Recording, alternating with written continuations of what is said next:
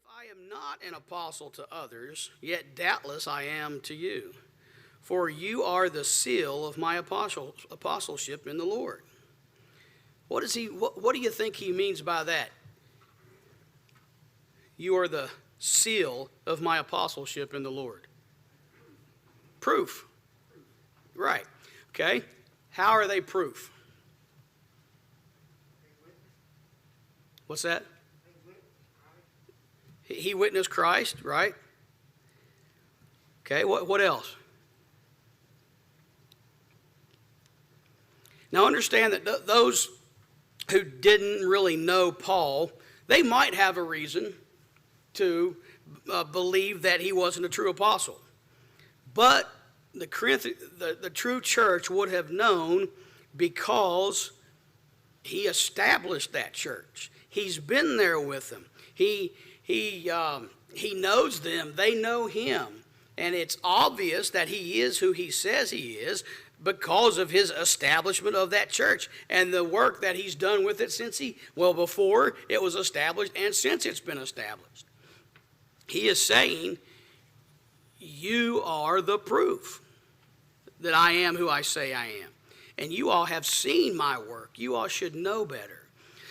And again, it probably wasn't everybody that was refuting that. It was, remember these new divisions coming in, these new factions coming in. People weren't necessarily part of the church, but they wanted to act like it. They wanted to control it. And they would just probably say things like that. But he says, you prove who I say I am. I don't really need any other proof. And he says in verse 3, my defense to those who examine me is this. Do we have no right to eat or drink? In other words, seems to be questioning the fact that maybe of support. He's saying, he's telling them we have the right to be supported by the church. And apparently this was one of the things that was brought up. And that, along with supporting any evangelists or any apostles at that point, do we, in verse 5, have no right to take along a believing wife, as do the other apostles, the brothers of the Lord and Cephas? So basically, he's saying, he's questioning them, and rhetorical, because they know the answer, he knows the answer. Because they do have the right to be married. They do have the right to take their wives along with them when they travel. And most of the other apostles did that. Now, that's what he points out. He says, as do the other apostles. Because, as we know, Paul was not married. And he wanted to point out that though I'm not married, the other guys are, and they take their families along with them. And, of course, we see that today, missionaries and such. They take their families with them on their trips. The apostles were doing the same thing. But apparently the people had a problem with these type of things. Maybe even they thought, well, they're just taking their family on vacation. You know, I've heard that before when somebody wanted support to go to a beautiful part of the world to teach the gospel. Well, that's just a week's vacation for them. Now, don't get me wrong. Sometimes it may be. But, we can't. I've probably even thought that before. But we don't have the right to think that. We don't have to support them, but we can't judge that. But, we don't know exactly what was going on here, but there was some questioning. And Paul's trying to set them straight. Or is it only Barnabas and I who have no right to refrain from working? Whoever goes to war at his own expense, who plants a vineyard and does not eat of its fruit, or who tends a flock and does not drink of the milk of the flock? In other words, a laborer is worthy to be paid. A laborer is worthy to get something out of it too. They were having a problem with that. Probably not necessarily with Paul himself, because Paul and Barnabas, they they labored for their own food. They didn't take the support of the church. The others did, apparently, and it was okay for that. Just like today, we pay preachers, we pay missionaries, we support them, is the best word to use. I like to look at it like this. It would be very difficult for many preachers to have enough money for their families if they didn't get supported by the church. Therefore, they might have to have another job, which would, leave less time for them to do work of the church. There's folks like me who have another job. If I was not getting support from the church, I would have to have a second job probably to support my family. But the church helps support me in the work. Therefore, I don't have to have a second job and can spend more time with the church. It's a support, it's not paying. Now, that being said, I've seen also, I don't know if this is the right thing to say, but I'm going to say it. Preachers sometimes are paid too much. I know that. I feel a big one coming on. And that's my opinion. Preachers, I'm not saying I'm paid too much, don't get me wrong. Some preachers. Some preachers. And I say that, not that it's true, but that's, sometimes I feel that preachers are given a lot of support when not needed. Even some older preachers making a bunch of money, and, when you're a preacher, you can't be in it for the money. Now, the support comes in handy. It does, so you can have more time to work on sermons and to help plan things and stuff like that. Teach classes and plan those classes, and you don't have to have a second or third or fourth job. But when you're making so much money and you're at retirement age and you're preaching and your wife's working and all this other stuff, I don't think that's the right attitude. But yet I'm still young. Maybe I'll wise into that. I don't know. I think we can't overpay people, but we can also underpay people. It's very important that the laborer who is worthy of his hire gets what he needs and gets what he deserves, not as a reward for doing what he does, but as support, so he can biblically support his family. Hey, Scott, Go. I'm going to make a statement. I need a raise. Yeah. No. Well, I was going to try to point out, I've thought about this before, and down through the years I've seen this. But I believe that you need to go by, or the congregations need to go by, what the preacher's needs may be, how big their family may be. I think that has a lot to do with the finances of paying a person to preach the gospel. I mean, say if it's just a man and his wife, no children involved, then they may not need as much. Right. But if they have a big family, then they might need more along,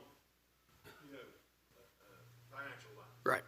Now I've always felt that. I think that's a good way. That's a good way to weigh it. They have a big family, a bunch of kids, they probably need a little bit more. If it's just a husband and his wife, maybe older and, they're retirement age or whatever, I particularly don't think they need as much, as long as they're making it in life. Now, that being said, we don't know everybody's situation. So we can't just say, well, he's making an awful lot of money if we don't know what that's for. But I think that's a wise way to do things. Go.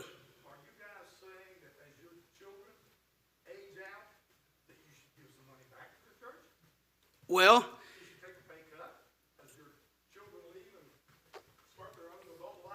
I think it's personal. I think it's up to. Well, I wanted to try to understand that because to me, as a preacher ages, I don't really feel that we should penalize him by taking money away from him. No, and I guess that's not my point, to penalize somebody because they get older. Because as we know, things get more expensive as time goes and everything. I probably wouldn't take anything away, but a preacher who's just starting out, wanting $75,000 a year to preach, I don't understand it. But again, that's not law. That's I, not the Lord, that says that. Did somebody raise their hand over here? Go.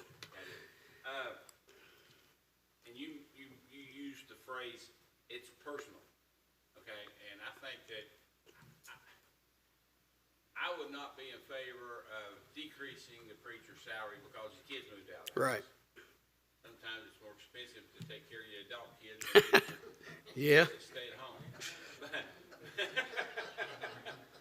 But then it comes down then to a personal decision on the part of the preacher.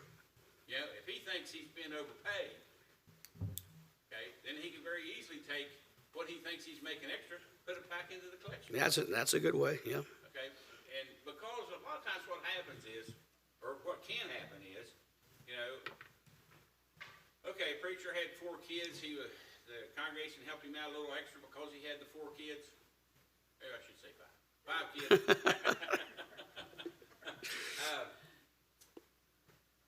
And so the kids have now moved out, they've got good jobs, they're taking care of themselves, they don't expect anything from mom and dad, and he looks and says, well, I could take less.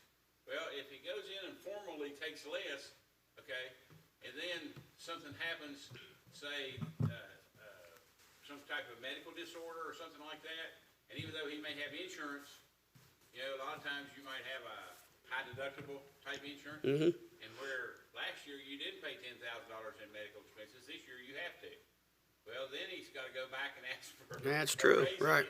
again. Yep. And so I really think what the congregation ought to be doing is paying a decent wage to the preacher. Okay. Once I had an old Christian tell me, he should be the highest paid person in the congregation, but he shouldn't be the lowest paid person in the congregation either. Maybe somewhere in the middle. That kind of thing. But I think we ought to compensate them based on the worth of the job. Okay, and if he thinks he's got extra, it's up to him, I think, then to increase his contribution, I think that's good. as opposed to us trying to fine tune it, because being the finance chair, I don't want to be involved in fine tuning it.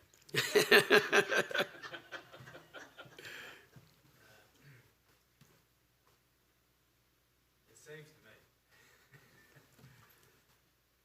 the discussion we're having implies the congregation is to be familiar with the person who is located minister, their financial situation. I think we've all seen this before. If you have an individual financial distress, that has to be disclosed. It's very easy to get overextended credit and money. And that ought to be factored in before you hire someone. It really should be. And one other point, we gotta be careful in this time that paying somebody that increases the perception of responsibility. They're taking money from somebody. They're responsible. That's the way people view it. And sometimes we assign almost a pastor, and I'm saying it close, like denomination. Sure. Rather than the Bible depicts a pastor. We assign that to our ministers. We put a lot of pressure on them. We really do by doing that. We go to them for counsel. We don't have elders in place like we do. That makes things tough for one preacher. But one more point concerning support. The Bible teaches that you can support elders. That's where I was going next. And those that labor in the word of God. That's almost unheard of today. But that can be done. Yeah, It would be nice if elders could devote more time. Right. Should. He was saying that, well, basically the laborer is worthy of his hire, but it doesn't mean just because you pay somebody that they have to do everything, basically. If a preacher were to get a raise, that doesn't mean he needs to have more responsibility. It's based on, the worth of his work. And it, in my mind, needs to be more of a support than a paycheck. Hey, Scott, I wanted to point out about, you talking about personal, and that's a matter of conscience too. I know, I'm not gonna say his name, I know the guy, he's known me for years, and he's a preacher up in Ohio, and he has a business on the side. Now, he's been very successful in that business, that's to put it mildly, but he hasn't. And he told my dad years ago, like he got built up some finances and everything. He would put more in the collection plate in a week than what he was paid Yeah. for the congregation. Because he felt like within his own mind, and he said, I just could not live with myself knowing how successful I was and how good God had been to me and not doing it. He said, I felt like that's what I needed to do. Yep. I mean, it could be a matter of conscience too. Yeah, well, it definitely is, I think. If I'm not a full-time preacher now, and maybe one of these days I will be, so I might need more support from a congregation if I quit my secular job. But at this point, I don't. And one of the reasons I'm not a full-time preacher is I preach the truth.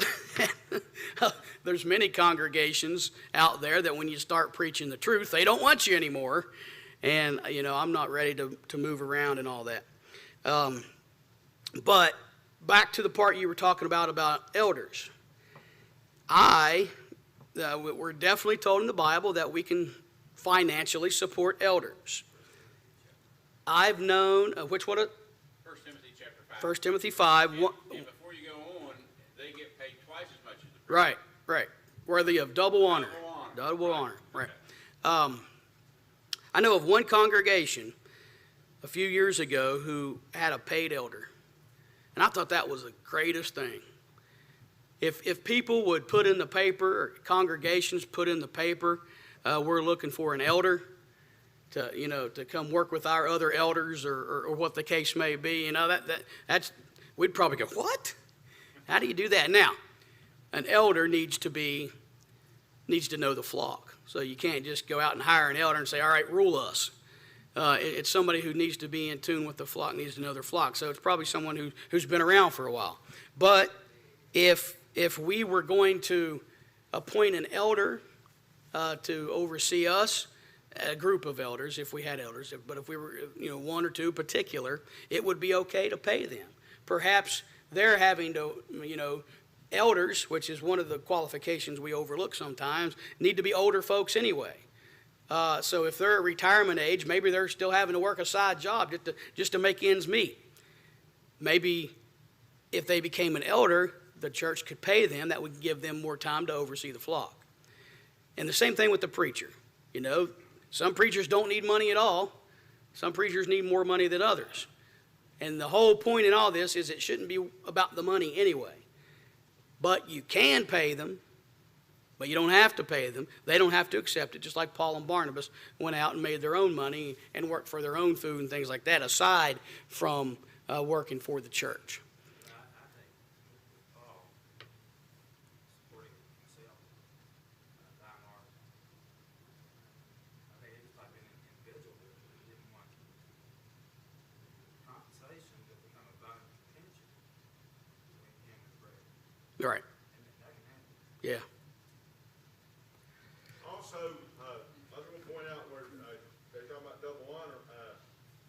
Randy said 1 Timothy 5, it's 1 Timothy 5:17 says, let the elders that rule well be counted worthy of double honor, especially they who labor in the word and doctrine. So, appointing elders, you'd have to make sure that, of course, they're following along, with supporting and teaching, the truth and doing it. So, Right. go ahead. Yeah, that would definitely be important. Have the right guy. I hate to do this, but I was going to back us up to verse 2. Okay.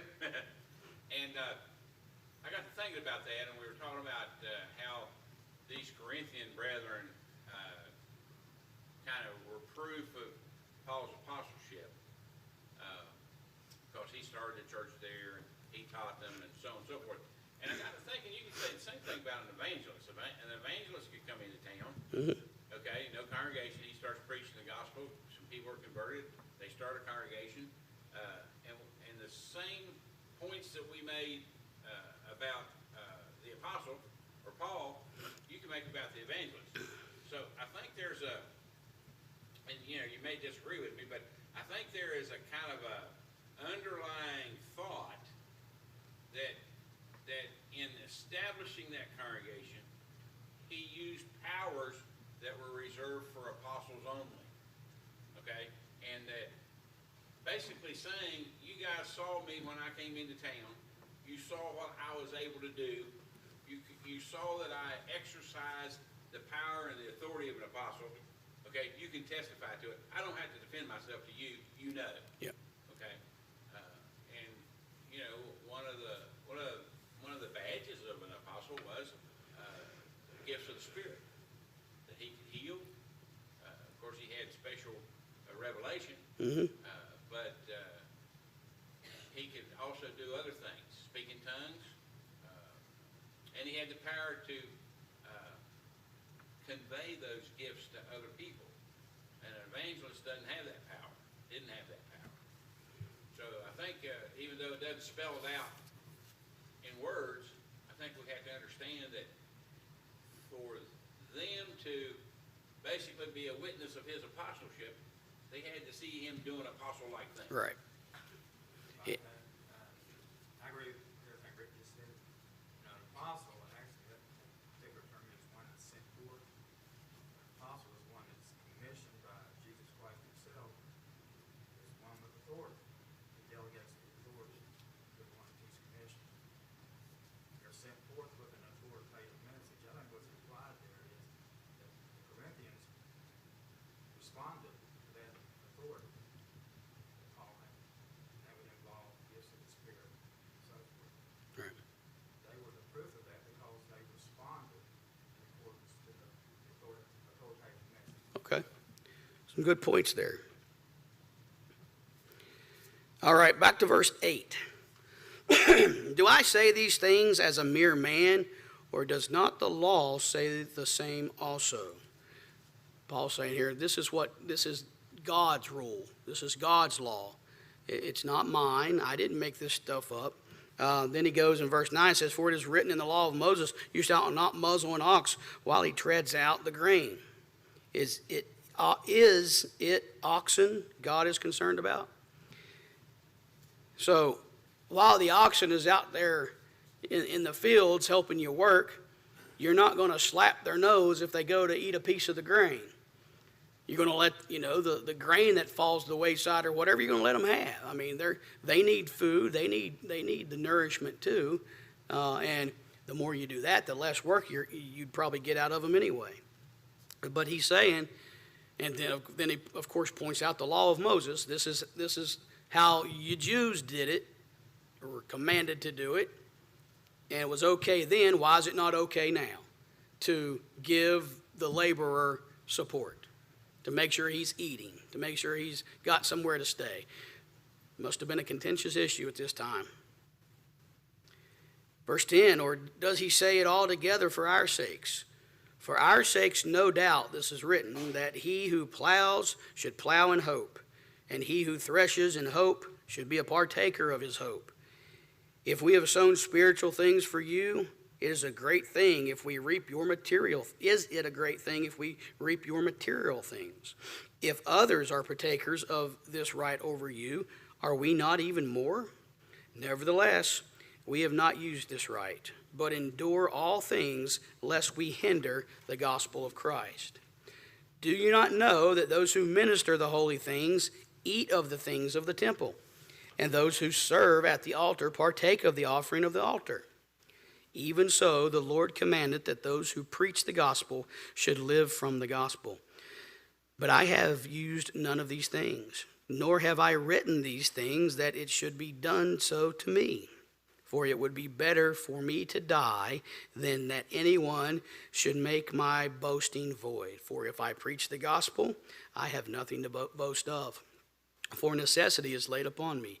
Yes, woe is me if I do not preach the gospel. For if I do this willingly, I have a reward. But if against my will, I have entrusted with a steward. I've been entrusted with a stewardship. What is my reward then?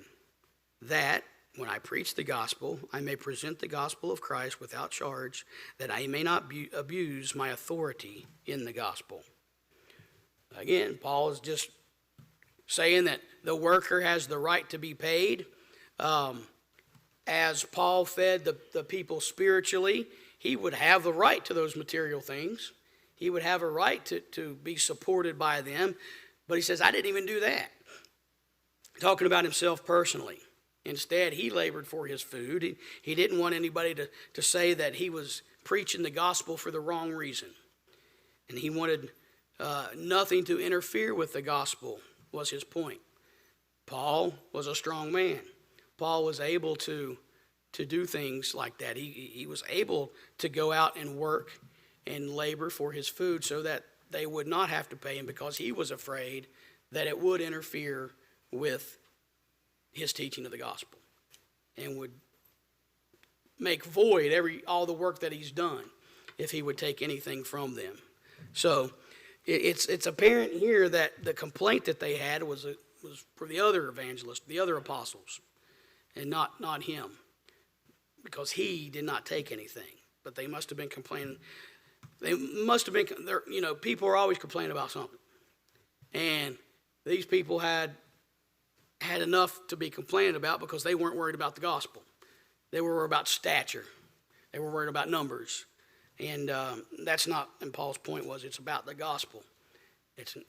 However, according to God, the laborer has the right to be paid, to be supported, to be fed. And that's the way it was in the temple times. Scott, I think this is a good illustration of the value of the Old Testament. The Old Testament doesn't, the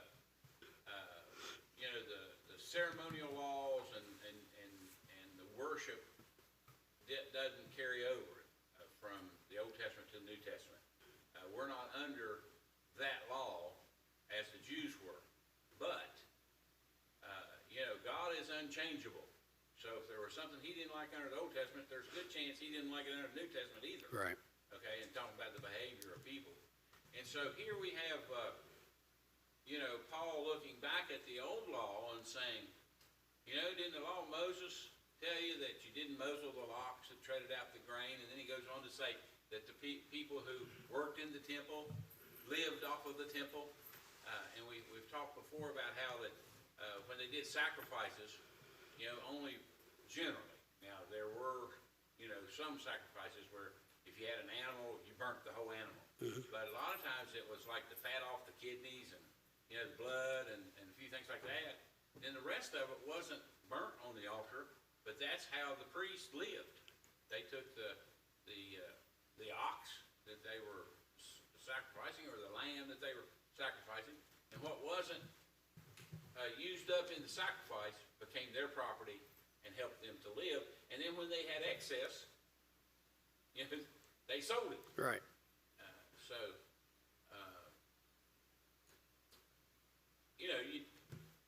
You need more to live than just food. You might need to buy a needle to sew up a hole in your pants. Okay, well, they didn't bring needles to sacrifice. So you had to have some means of being able to go get that. And so they sold the excess. But that's all from the Old Testament. But it teaches us principles. And one of the big principle he's teaching here by using examples from the Old Testament was that, and he says it in verse, if I can find it again, verse 14. Even so hath the Lord ordained that they which preach the gospel should live of the gospel. I don't see how anybody can get around that and criticize the congregation for paying to preach. Right. Absolutely.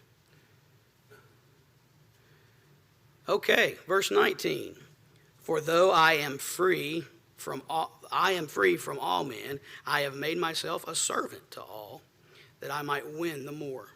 And to the Jews I became a Jew, that I might win the Jews.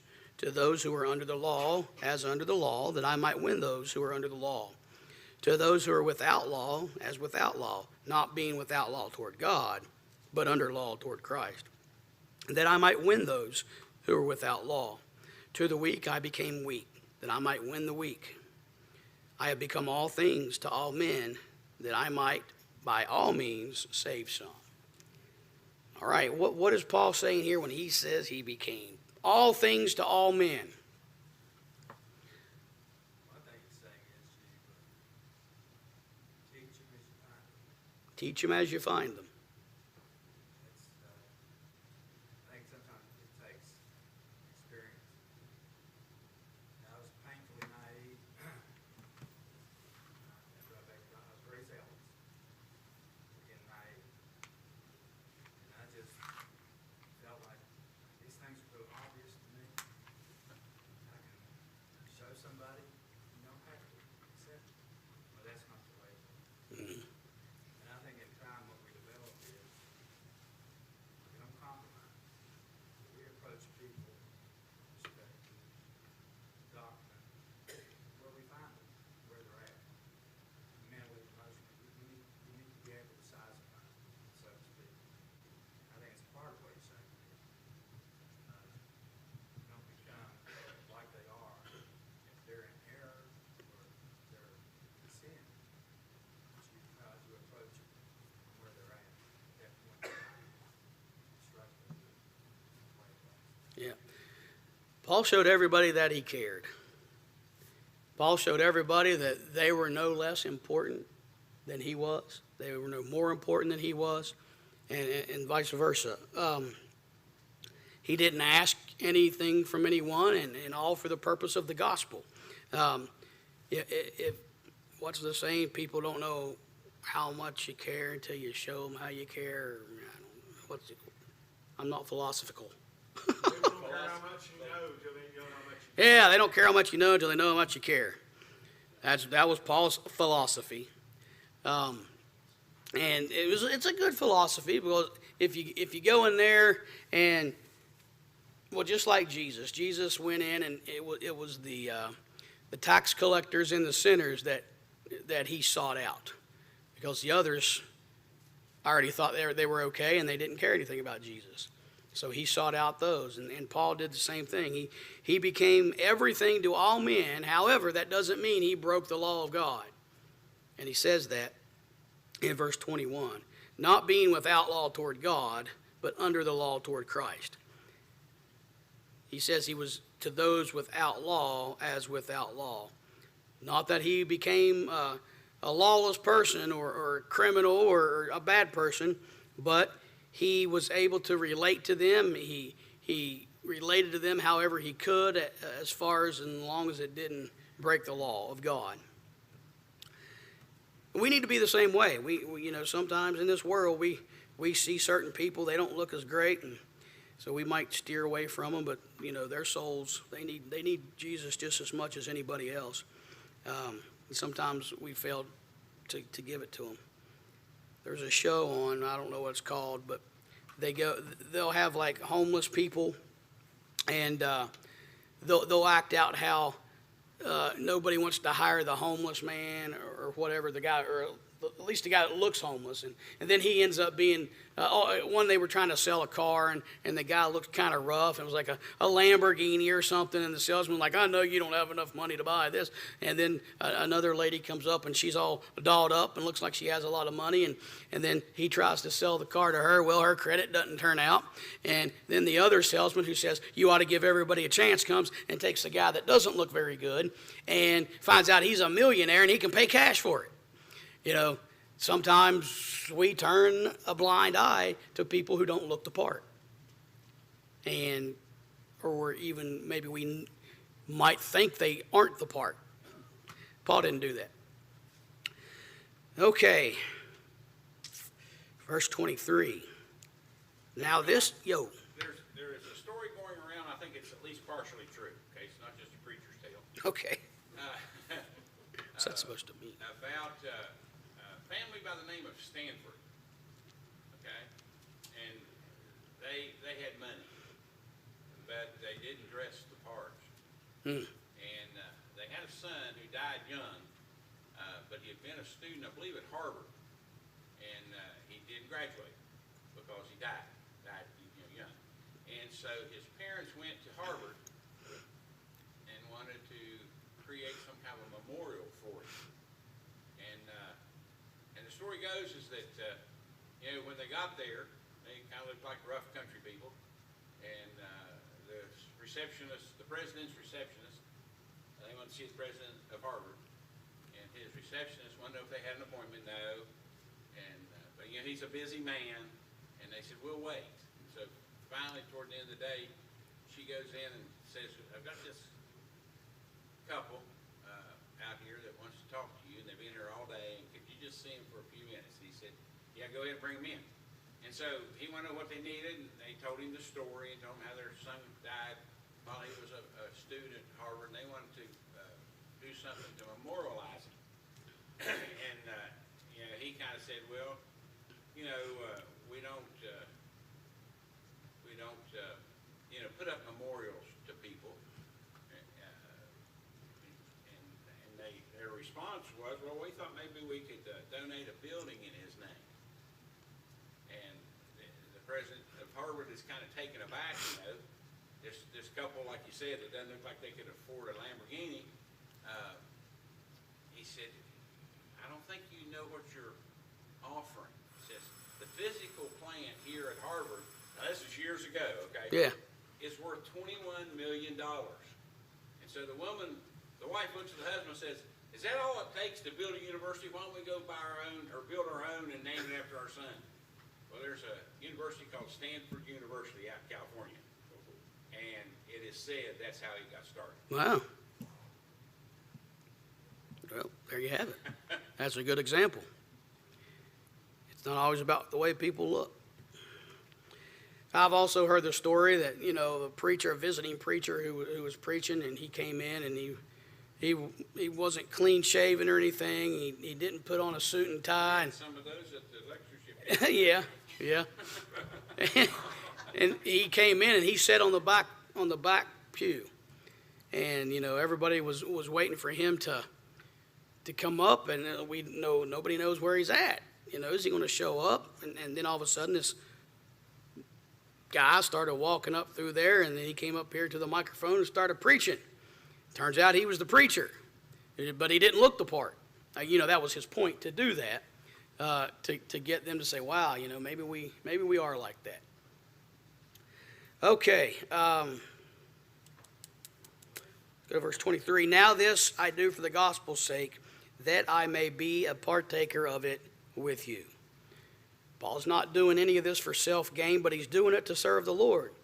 And you remember when Paul says that he's going to do everything that it takes to get to heaven, because he doesn't want to spend his life teaching the gospel and in the end be found to be incompetent or be found not worthy. And that's the same principle here. I'm doing this for the gospel's sake so that I can partake of its glories with you, because that's what a Christian does.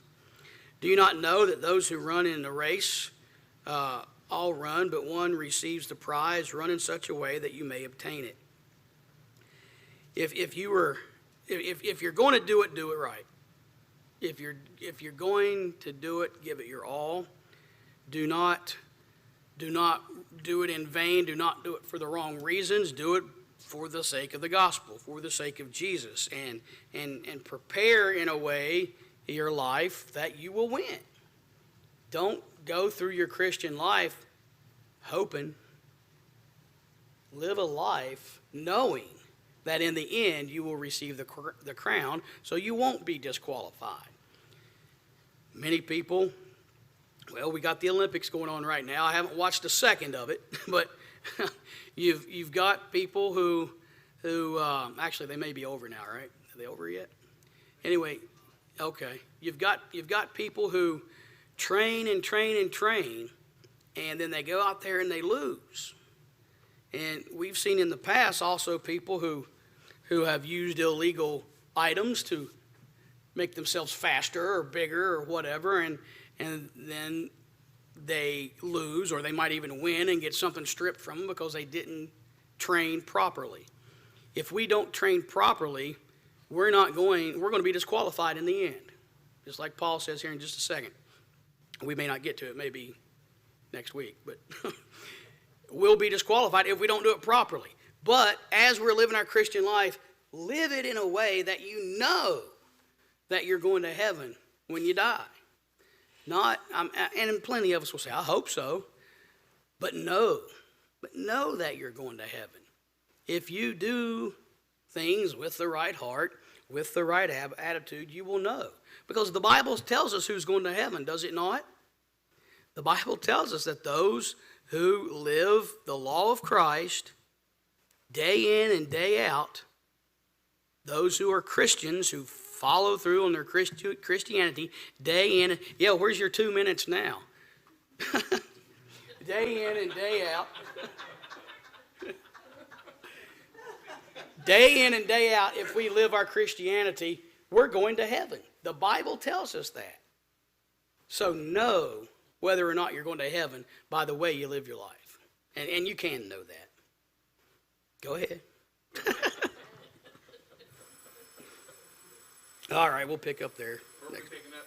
Verse 20. Let's start, 25, right? Probably want to back up to 24. Yeah, I'll probably back up to 24.